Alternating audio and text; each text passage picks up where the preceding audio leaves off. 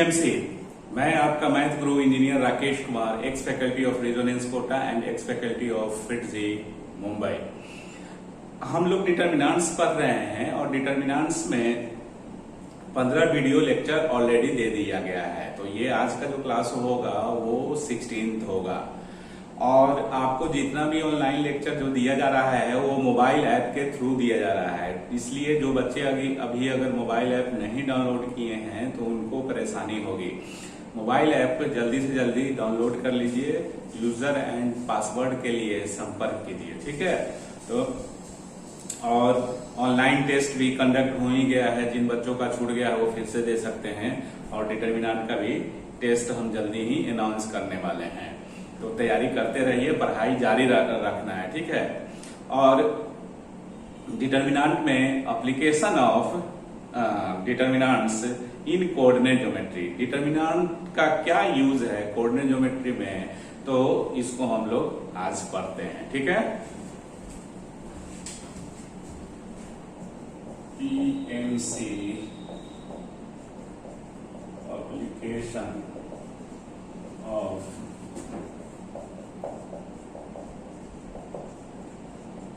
Determinants, application of determinants.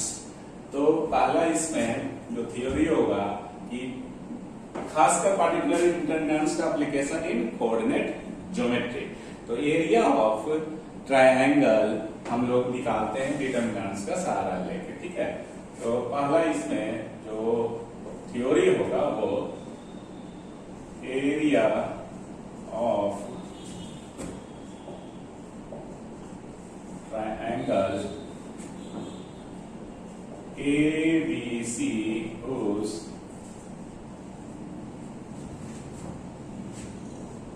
vertices A x1 y1 B x2 y2 and C x3 y3 is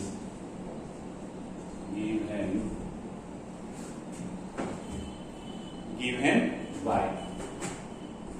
तो area of triangle हो गया ये, area of triangle ABC half और modulus of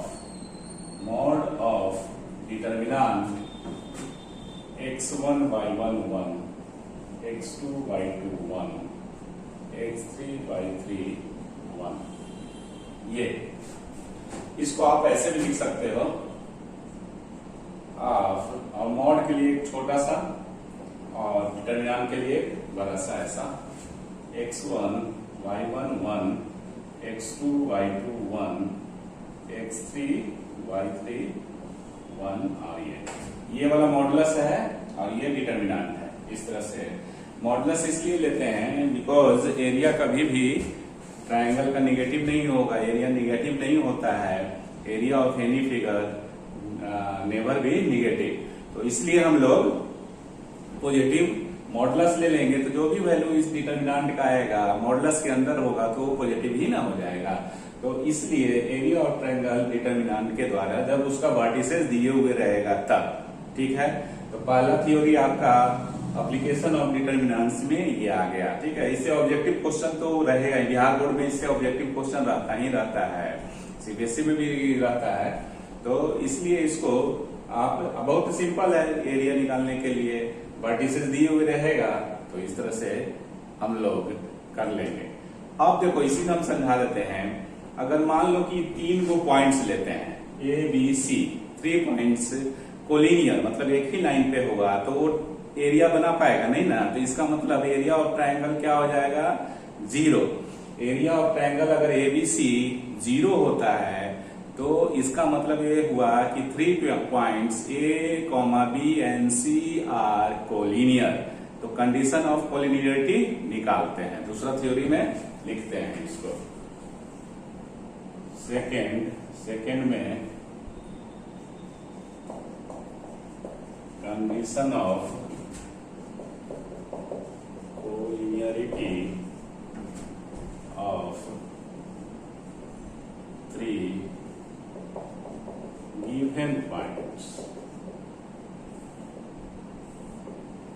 है, ये condition क्या होगा वो उसको निकालते हैं। तो 3 पॉइंट्स लो, 3 पॉइंट्स ए, इसका coordinate x1 y1, b x2 y2 and c x3 y3 are collinear if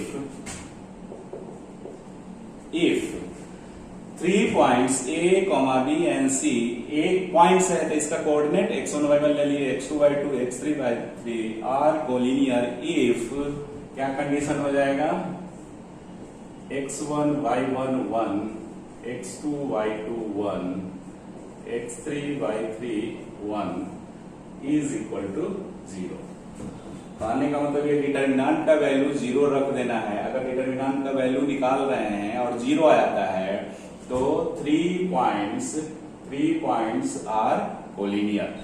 तो ये एक्सप्लेनेशन तो बड़ा इजी है, ये हम लोग जानते ही हैं कि एक्सप्लेनेशन में क्या करना क्या है।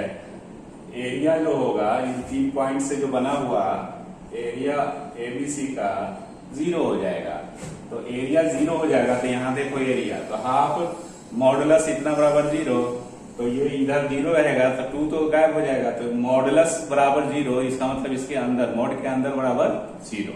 तो ये तो इसलिए इसमें क्या होगा,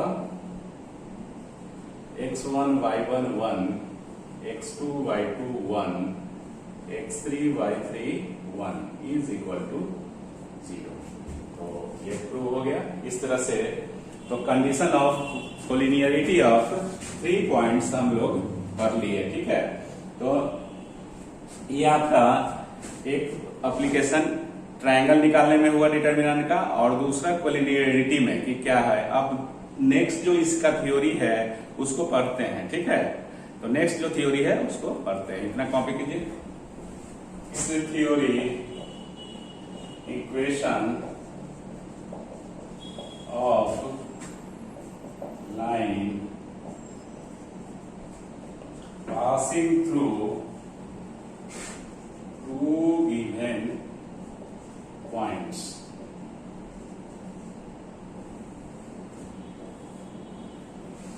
डिटर्मिनेंट का सहारा लेके डिटर्मिनेंट फॉर्म में 2 पॉइंट से गुजरता हुआ लाइन का इक्वेशन लिखना है, ठीक है।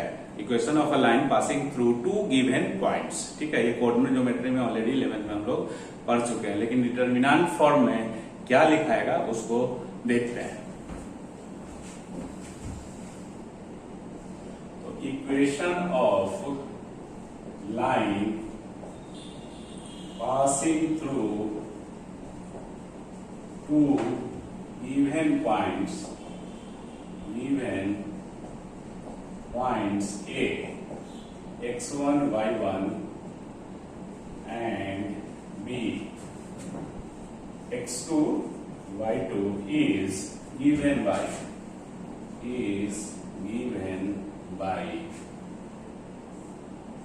x y1 x1 y1 1 x2 y2 1 is equal to 0। ये क्या थ्योरी हुआ कि अगर आपको स्ट्रेट लाइन का इक्वेशन निकालना होगा और 2 पॉइंट्स दिया हुआ है, उस पॉइंट से अगर स्ट्रेट लाइन गुजर रहा है, पास कर रहा है, तो उसका इक्वेशन डिटर्मिनेंट फॉर्म में ये होगा। इसको सोल्व करेंगे तो इक्वेशन के रूप में दिखेगा, ठीक है, लीनियर इक्वेशंस के रूप में दिखेगा। तो ये आपका क्या करना है, ये आएगा कैसे कि देखिए इक्वेशन निकालने के लिए हम लोग क्या करते हैं, कोई भी फिगर ज्योमेट्रिक फिगर रहता है उस पे एक पॉइंट आर्बिट्ररी पॉइंट्स कंसीडर करते हैं। Let us consider any arbitrary point P जिसका कोऑर्डिनेट x, y ले लेना। तो वो लाइन पे जो जिससे दो पॉइंट से गुजरता हुआ लाइन पे ही एक पॉइंट्स कंसीडर करना है, तो ये तीनों पॉइंट्स क्या हो जाएगा, कोलिनियर हो जाएगा। तो कोलिनियरिटी का क्या कंडीशन था, इस टाइप का कंडीशन था ना। तो इसको अगर हम एक्सप्लेन करेंगे तो ऐसे ही एक्सप्लेनेशन होगा इसका। Let any the point P x1 y1 on the line। तो ये हो गया आपका लाइन जो ऑलरेडी कोई पॉइंट A है जिसका कोऑर्डिनेट x1 y1 है और कोई B है x2 y2 है, और इसी लाइन पे एक पॉइंट P, कहीं भी इसी लाइन पे P एक कंसीडर कर लेते हैं जिसका कोऑर्डिनेट x, y है, x, y, ये ठीक है। तो ये PAB ये क्या हो गया, कोलिनियर हो गया। यार points P, A and B are collinear. तो कोलिनियरिटी का क्या कंडीशन है, देयरफॉर एक्स वाई इधर 1 रखते हैं, इसका कोऑर्डिनेट x1 y1 और इधर 1, ये थ्योरी ही है, x2 y2 1 इज कोलिनियर होगा। तो इसका एरिया क्या हो जाएगा जी, एरिया ऑफ ट्राइंगल PAB बराबर 0, ठीक है। तो ये 0 होगा तो इतना बराबर 0, कंडीशन आ गया।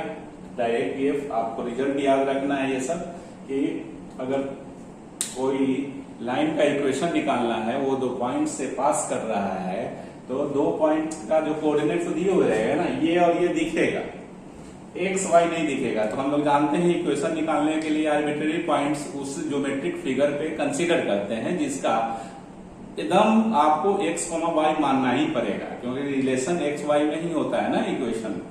तो x, y 1 आया जो आर्बिट्रेरी पॉइंट है। इस आर्बिट्रेरी पॉइंट को आइदर सबसे ऊपर रखो शायद सबसे नीचे, ये दोनों को लगातार लिखना, ठीक है।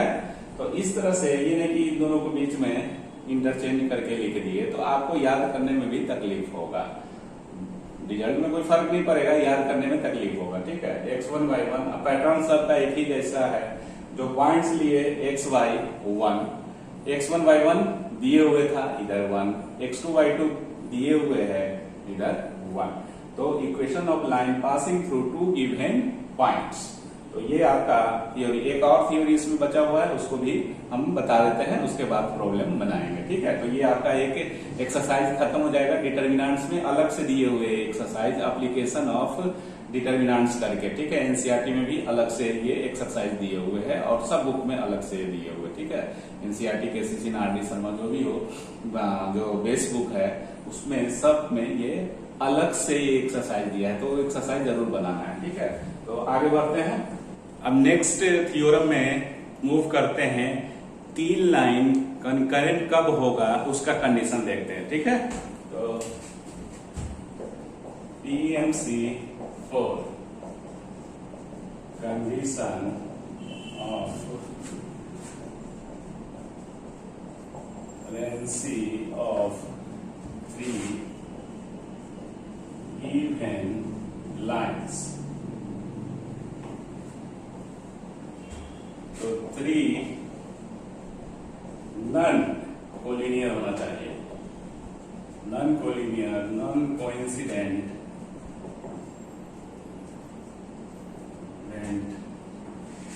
लाइन्स। लाइन्स का इक्वेशन लो, a1x plus b1y plus c1z is equal to 0, a2x plus b2y plus c2z is equal to 0, and a3x b3y plus c3z is equal to 0 are concurrent if, क्या कंडीशन होगा, if a1 a2 a3 a1 b1 a1 b1 c1 a1 b1 c1 सबका coefficient a2 b2 c2 a3 b3 c3 is equal to 0। जब 3 line concurrent होगा तो उसका condition ये सबका coefficient ले लेना और आरएचएस को मेक आरएचएस 0। तो आपका A1 B1 C1 A1 B1 C1 A2 B2 C2 A3 B3 C3 बराबर 0 कर देंगे। अगर इसका वैल्यू 0 आता है तो समझिए कि तीन जो लाइन गिवन है वो कंकरेंट होगा। अब ये जो थ्योरम है ये आपका एनसीईआरटी आरडी शर्मा केसी सिन्हा में ये नहीं दिए हुए, ठीक है। आईआईटी में क्वेश्चन रहता है इससे रिलेटेड, तो हमने इसको लिख दिया है, जब क्वेश्चन बनाएंगे तो इसका यूज होगा। अब हम लोग क्या करते हैं, क्योंकि एप्लीकेशन ऑफ डिटर्मिनेंट्स के अंदर यही 4 थ्योरी था, तो इसके बाद आपका प्रॉब्लम है, ठीक है। बच्चों देखो मैथ में प्रॉब्लम ही मेन इंपॉर्टेंट है। बहुत सा बच्चों को ये देखा गया है कि जो सा लेक्चर थ्योरी ज्यादा रहता है उस पर ज्यादा व्यू आता है, देखते हैं, लाइक करते हैं या जो भी हो, और प्रॉब्लम जब रहता है तो ध्यान नहीं देते हैं। क्लासरूम में भी ऐसे ही होता था जब ऑफलाइन क्लासेस था, न्यूमेरिकल्स अगर बना रहे हैं तो उतना नहीं, थ्योरी चल रहा है तो हाथ लगा के देख रहे हैं। तो ऐसा नहीं, मैथ में थ्योरी कम रहता है, प्रैक्टिस ज्यादा होता है, ठीक है। तो इसके आगे हम लोग पढ़ते हैं, प्रॉब्लम को बनाते हैं, ठीक है, नोट कर लीजिए। अब इस प्रॉब्लम को सोल्व करते हैं, ठीक है। इसमें क्या निकालना है, एरिया ऑफ ट्रायंगल निकालना है, उसका वर्टिसेस का कोऑर्डिनेट दिए हुए हैं, ठीक है। ये तो हम लोग ऐसे इसको समझेंगे, ये कॉमा है, ये x1 हो गया और ये y1, इसको x2 और इसको y2, x3 y3। तो एरिया क्या होगा, एरिया हम लोग क्या फॉर्मूला पढ़े हैं, सॉल्यूशन,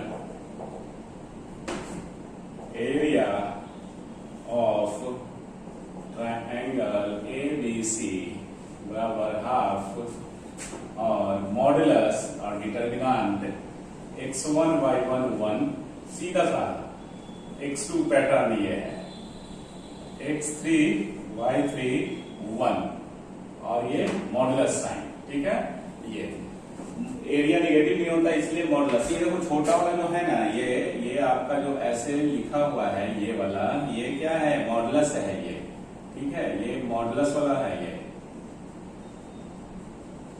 और ये है डिटर्मिनेंट वाला सिंबल,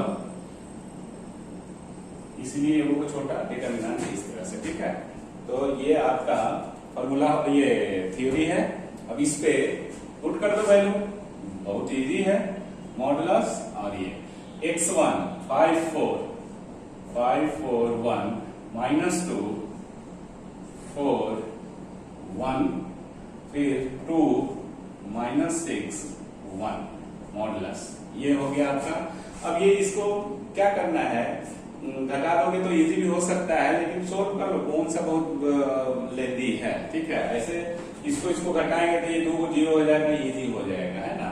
तो अप्लाइंग अगर कर सकते हैं तो और इजी हो जाएगा डिटर्मिनेंट में। अप्लाइंग R1 की जगह क्या कर दीजिए, R1 माइनस R2 कर दीजिए, बस यही सफिशियंट है इतना।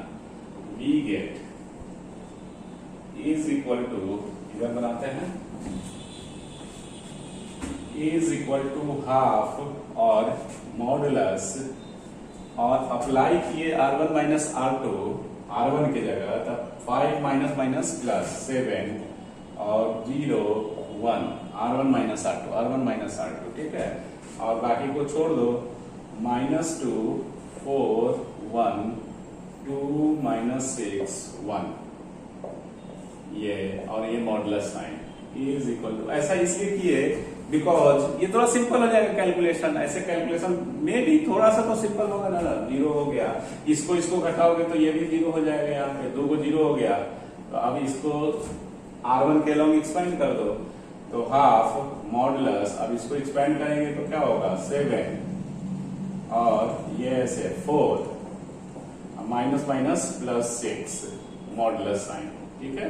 ये इज हाफ, और ये तो पॉजिटिव है, ये है 10 7 70 बराबर 35, क्लियर। तो ये आप 35 मत लिखना, बिकॉज एरिया है तो खाली 35 मत लिखो, इसका यूनिट्स लिख दो, स्क्वायर यूनिट्स, ये आंसर, ठीक है। समझ में आया। आप यहाँ पे बिना ये ऑपरेशन लगाए भी सिंप्लीफाई कर सकते हैं, लेकिन 3 बार करना पड़ेगा ना, हमको एक ही बार में जैसे आ गया।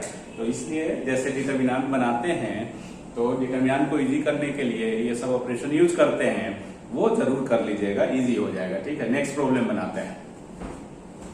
सेकेंड प्रॉब्लम को बनाते हैं। इस प्रॉब्लम में क्या बोल रहा है कि 3 पॉइंट्स जो गिवन है वो कोलिनियर है।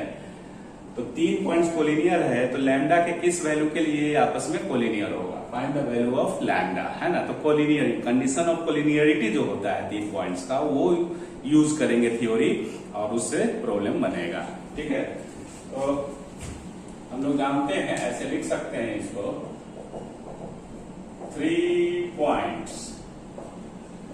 अब कौन कौन सा पॉइंट्स है? 2, -3 लैम्डा, -1 एंड 0, 4 आर कोलिनियर। तो इफ कोलिनियर का क्या कंडीशन होगा? इफ 2, -3 यहां 1 लिखते हैं, फिर लैम्डा -1, फिर यहां 1 लिखते हैं अपने मन से, फिर 0, 4, फिर 1 बराबर 0। यही ना कोलिनियरिटी का कंडीशन है। x1/1 1, x2/2 1, x3/3 1। तो 3 पॉइंट्स कोलिनियर होगा, तो ये कंडीशन लगा देना है डिटरमिनेंट्स का। अब या तो इस डिटरमिनेंट्स को सिंप्लीफाई कर लो, नहीं तो ऑपरेशन लगा दो। ये 0, 0 2 में ऑपरेशन लगा सकते हो, तो ये 0 हो जाएगा, जल्दी से निकल जाएगा। तो अप्लाइंग 2 को लगा, अप्लाइंग R1 को छोड़ दीजिए। ठीक है, तो या R1 को ही चेंज कर दीजिए, इसको छोड़ दो, अनचेंज इसको रखो। तो R1 को R1 माइनस R3 कर दीजिए, इसको हम लोग अनचेंज रखते हैं, इसको अनचेंज कर दो, कोई बात नहीं है। अनचेंज रखिए, तो R1 की जगह पे ये होगा, एंड R2 की जगह पे ये कर दो, R2 माइनस R3, क्योंकि 1 में से 1 घटेगा 0 होगा, 1 में से 1 घटेगा 0 हो जाएगा। तो ये, तो हम लोग को क्या मिलता है? We get. तो आपका जो कंडीशन मिला वो ये करने के बाद R1 को R1 माइनस R3, तो ये 2 में से 0, 2 माइनस 0 0, -3 -4, तो -7, 1 -1 0। फिर R2 के लिए lambda -0, lambda -0 lambda, -1 -4 -5, 1 -1 0। R3 unchanged है, 0 4 1 इज इक्वल टू 0। अब किधर से एक्सपेंड करेंगे? जिधर ज्यादा 0 होता है। तो ये देखो, इधर ज्यादा 0 है, ये C3 से एक्सपेंड कर दीजिए इसको, है ना। C3 से एक्सपेंड होगा, तो एक्सपेंडिंग डिटरमिनेंट इधर हम लोग ऐसे करके expanding determinant along C3 we get. तो ये 2 को 0 तो छोड़ देंगे, है ना। यहां साइन स्कीम चलेंगे तो क्या होगा? प्लस माइनस प्लस, तो ये प्लस फिर माइनस फिर प्लस, तो 1, तो 1 रहा बाहर। और ये इसको डिलीट करोगे तो कैसे काम करेगा? ये ऐसे ये डिलीट होगा, ये क्रिस्टन बना देना इसको, तो ये और ये डिलीट हो गया, तो बच गया ई, है ना। तो आपका 1 हो गया, और बचा जो 1 2 -7 फिर lambda -5 determinant is equal to 0। 1 ये वाला 1 आगे बढ़ता है ना, तो इस तरह से। और 1 मल्टीप्लाई कीजिए, नहीं मल्टीप्लाई कीजिए, क्या फर्क पड़ता है। तो 2 इंटू लैम्डा -5 और ये 2, तो -10 minus plus 7 lambda is equal to 0, इसलिए लैम्डा बराबर 10/7। ये लैम्डा का वैल्यू हुआ आंसर। क्लियर? तो ये आपका प्रॉब्लम जो है वो इस तरह से हो रहा है। नेक्स्ट प्रॉब्लम को बनाते हैं, इतना कॉपी कीजिए। ठीक है, अब प्रॉब्लम नंबर 3 को सोल्व करते हैं। इसमें 2 पॉइंट्स निकालना है। पहला ये है कि इक्वेशन निकालना है लाइन का जो 2 पॉइंट ए एंड बी से पास कर रहा है। नेक्स्ट में k का वैल्यू निकालना है, और k का वैल्यू निकालने के लिए d जो पॉइंट्स है उसमें k x कोऑर्डिनेट है, और कंडीशन क्या है कि area of triangle ABD is 3 square units. जब एरिया ये दिए हुए है तो उसके अकॉर्डिंगली k का वैल्यू निकलेगा। तो पहला है लाइन ज्वाइनिंग दो पॉइंट्स से गुजरने वाला स्ट्रेट लाइन का इक्वेशन डिटर्मिनेंट फॉर्म में, बिकॉज यूजिंग डिटर्मिनेंट्स लिखे हुए। ये सीबीएसई 2013 में आया हुआ क्वेश्चन है। तो इसको सोल्व करते हैं। सॉल्यूशन तो क्या होता है, equation of a line passing through हम लोग जो पॉइंट्स ले लेते हैं समझने के लिए, x1 y1 and b x2 y2 passing through two given points is x1 y1 1 x2 y2 1 is equal to 0। Clear? तो यहां पे क्या हो गया, ये x1 हो गया और ये y1 हो गया, ये x1 y1 हो गया। हाँ, ये देखिए इस तरह से ऐसे ये x1 हो गया, ये y1 हो गया, फिर ये x2 और ये y2। Clear? Find the equation of line joining, ये दो पॉइंट्स का कोऑर्डिनेट दिए हुए हैं। तो x1 y1 की जगह पे ये रखो 1 3, x2 y2 की जगह 0 0 रख दो, अब बाकी ऐसे ही रहेगा। तो क्या हो गया, दिस इंप्लाइज दैट xy1 और x1 की जगह ये, ठीक है,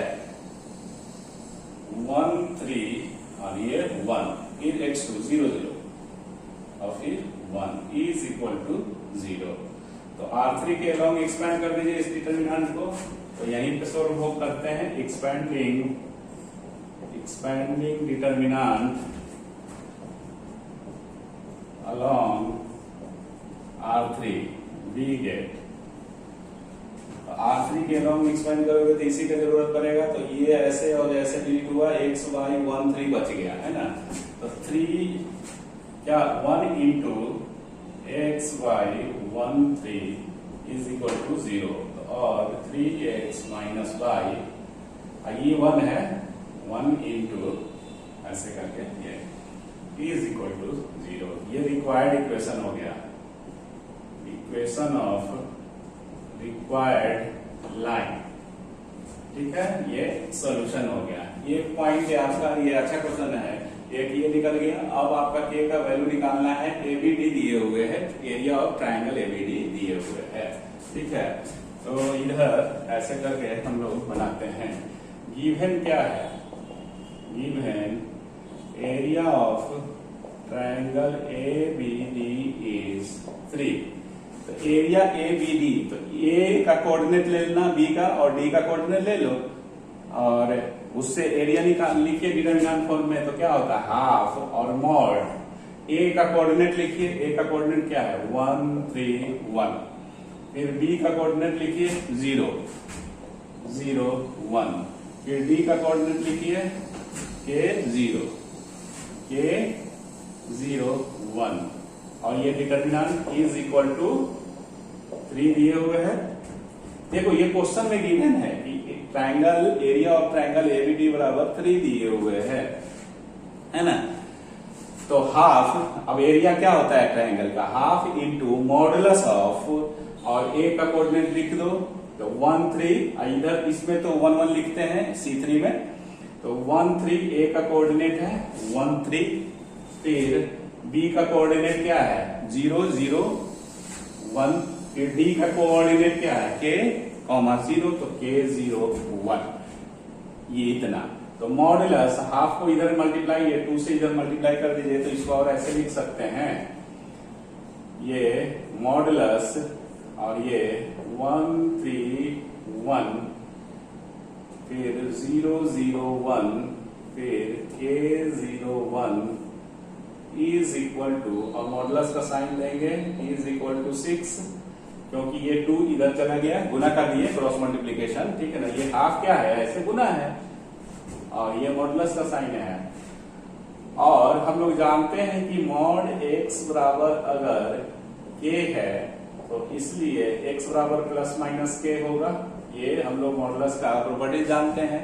तो मॉड x मतलब इसको ऐसे समझिए कि ये मॉड क्या है, ये x है, ये वाला ऐसे, ये x है, तो मॉड x बराबर 6, तो x बराबर क्या होगा, x बराबर, x की जगह क्या है, डिटर्मिनेंट है, तो therefore determinant 1 3 1 0 0 1 k 0 1 is equal two plus minus 6 mod x, तो x मॉड x बराबर k, तो x बराबर प्लस माइनस k, तो x जो डिटर्मिनेंट है वो उसका वैल्यू प्लस माइनस 6। अब इसको सोल्व करो, इससे k निकल जाएगा, एक को वेरिएबल है, एक को कांस्टेंट है यहाँ पे, तो इसके अलाउंग एक्सपेंड कर दो, तो एक्सपेंडिंग डिटर्मिनेंट अलोंग R2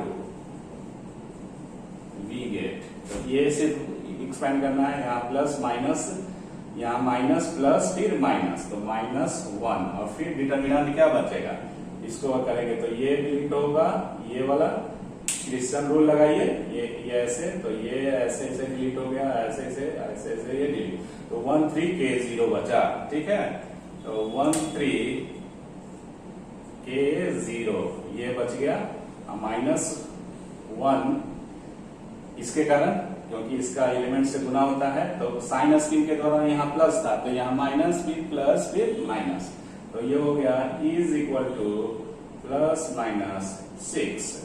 अब इसको अगर हम सोल्व करते हैं तो -1, अब 1 इंटू 0 0, -3k बराबर प्लस माइनस 6, 1 इंटू 0 0 -3k, तो माइनस माइनस प्लस 3k, तो और minus minus plus 3k is equal two plus minus 6, तो इसलिए k is equal two plus minus 2।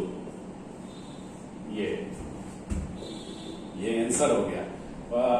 अच्छा क्वेश्चन, मतलब दो पार्ट्स इसमें निकालना है, तो ये आपका प्रॉब्लम सोल्व हो गया, सीबीएसई 2013 का है, ठीक है।